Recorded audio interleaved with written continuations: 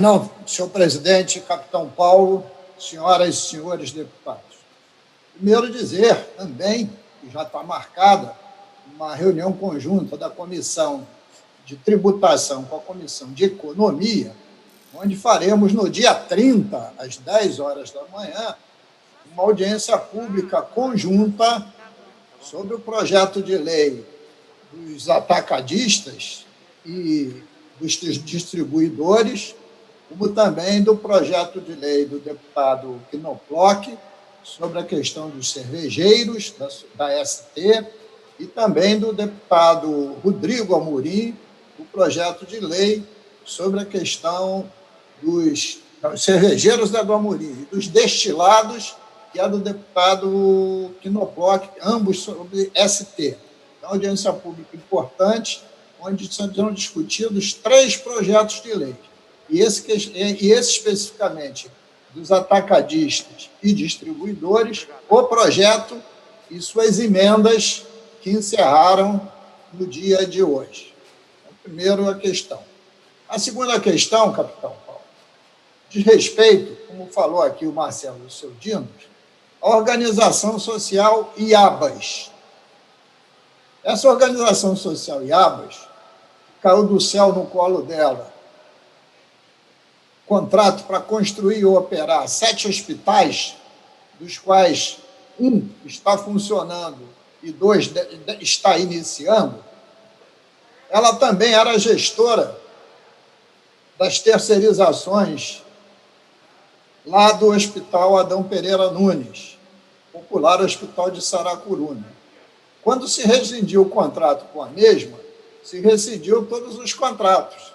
E agora quem está pagando é o corpo funcional, que não recebe. Essa é mais uma das encrencas, né, que tem o secretário de Saúde. Isso não está acontecendo só lá, como diz bem a deputada Marta Rocha.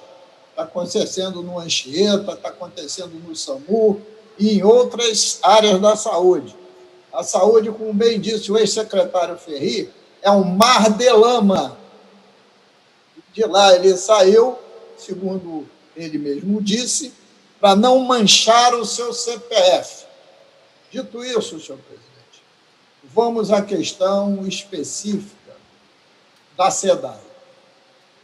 Essa casa aprovou, senhor presidente, um projeto de lei que já foi sancionado, que é uma lei, que diz respeito ao empréstimo de 2,9 bilhões de reais que o Estado tomou, dando como contragarantia as ações da SEDAI e que teve aval da União.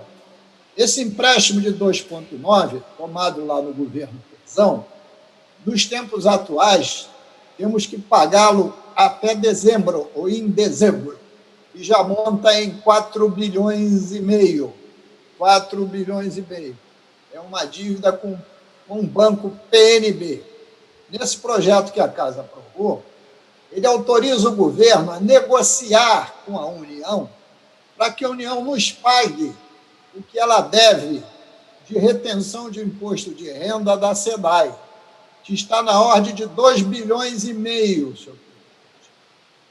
E isto já é decisão transitada em julgado do Supremo Tribunal Federal. Basta o Tesouro pagar. Então, se você compensa 2 bilhões e meio em 4 bilhões e meio, sobram apenas 2 bilhões de dívida.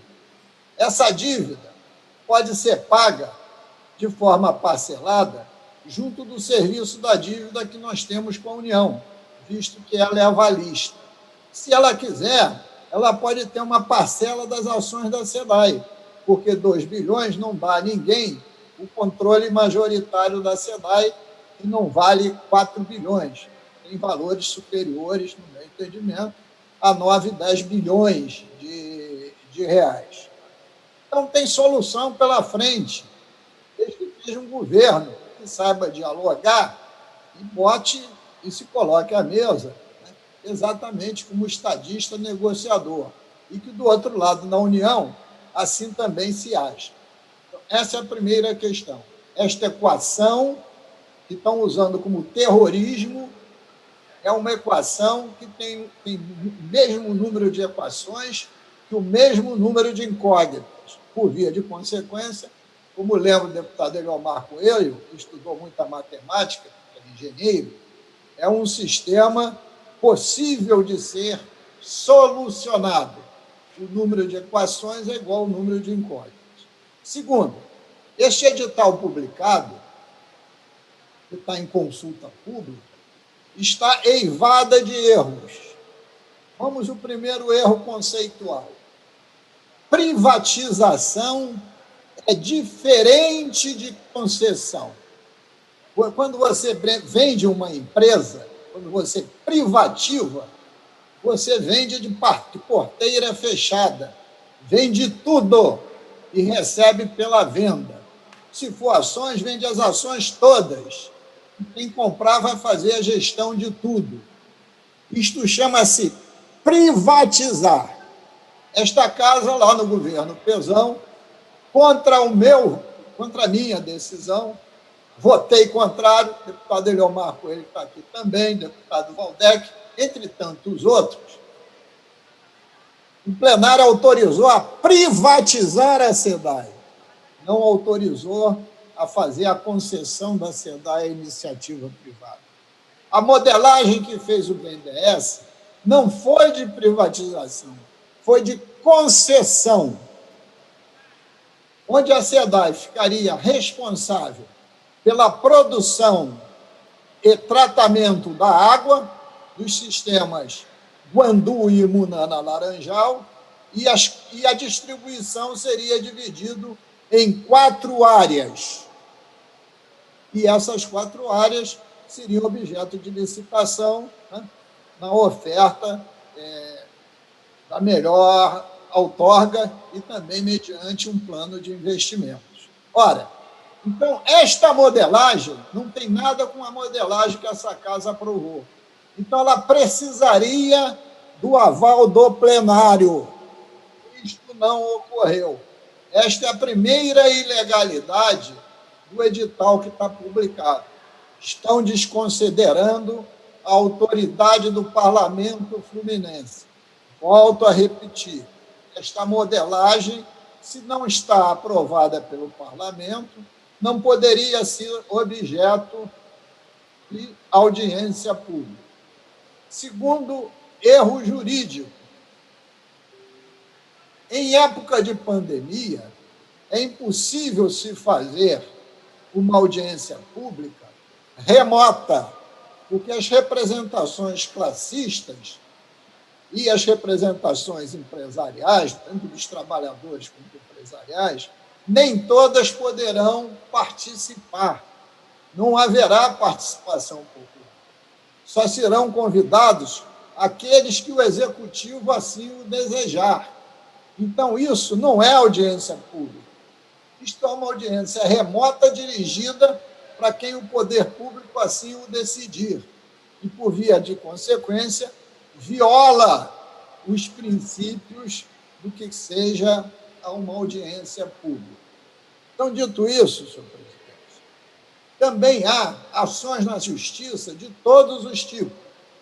Ações contra a audiência pública em período de pandemia. O deputado Paulo Ramos tem um processo na justiça, o PSOL tem processo na justiça. Quanto colocar, né, a questão específica do município do capital em outro grupo, tem ação do prefeito da cidade. Então, quando tudo é muito mal conduzido, vão pulular, como já estão pululando, ações judiciais com pedido de liminares. E mais grave ainda, senhor, como é que num ambiente pandêmico do mundo, onde o Brasil está batendo recordes de óbitos, só no estado do Rio de Janeiro, hoje, chegamos a 9.295 óbitos, mais de 110 mil contaminados. Somos uma taxa, hoje, recorde, maior que a média brasileira de índice de letalidade.